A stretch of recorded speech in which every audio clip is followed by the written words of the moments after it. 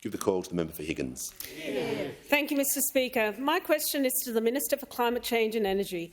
How has the Albanese Labor government used its first 12 months to end a decade of denial and neglect, to deliver stronger, more reliable energy and restore Australia's climate leadership? Give the call to the Minister for Climate Change and Energy. Well, thanks very much, Mr Speaker, and I thank the honourable member for her question. And indeed, the Albanese government has spent the last 12 months restoring stability and certainty to energy policy in this country.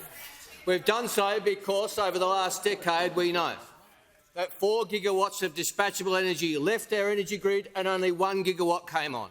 And that left Australian households and businesses and our entire energy system exposed to international pressures in a very suboptimal way. And we knew that we had to provide that certainty for investment. I am pleased to report to the honourable member and the House that investment in renewable, large-scale investment in renewable investment is up 55% over the last 12 months, Mr Speaker.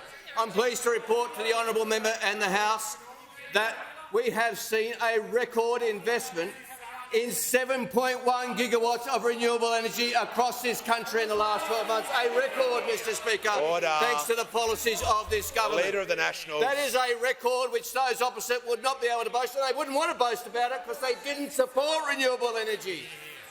Now, we know, Mr Speaker, what has been necessary. It's been necessary to provide stability by enshrining our climate targets into the law of the land.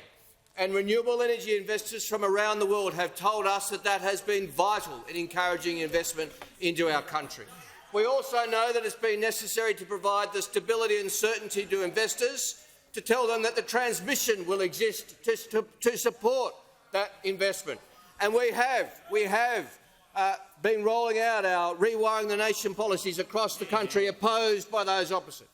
And we know that we need to provide further stability. And we've done that in the budget with the Capacity Investment Scheme, which is reflected in the budget, agreed unanimously with the states and territories, and I have announced that the first auctions will occur in South Australia, Victoria and New South Wales. This is very important as well, Mr Speaker, to provide that stability, and it will unleash up to $10 billion worth of investment and 6 gigawatts worth of investment. That's what these policies will do. And we know also, Mr Speaker, that this is a massive job creation opportunity for our country, and that's why the arrangements announced by the Prime Minister and the President of the United States yesterday are so important, to ensure that our capacity as a renewable energy export powerhouse is harnessed in cooperation with our like-minded partners, none so more important than the United States of America. This is what we spent the last 12 months doing, Mr Speaker, and we know we have so much more to do. We're very pleased with progress in the first 12 months, but we're far from satisfied because we've got a decade of denial and delay to catch up on. We've got a decade of neglect. 22 energy policies they gave us over 10 years and not one worked. We've been putting into place one energy policy, one climate policy, and it has been working.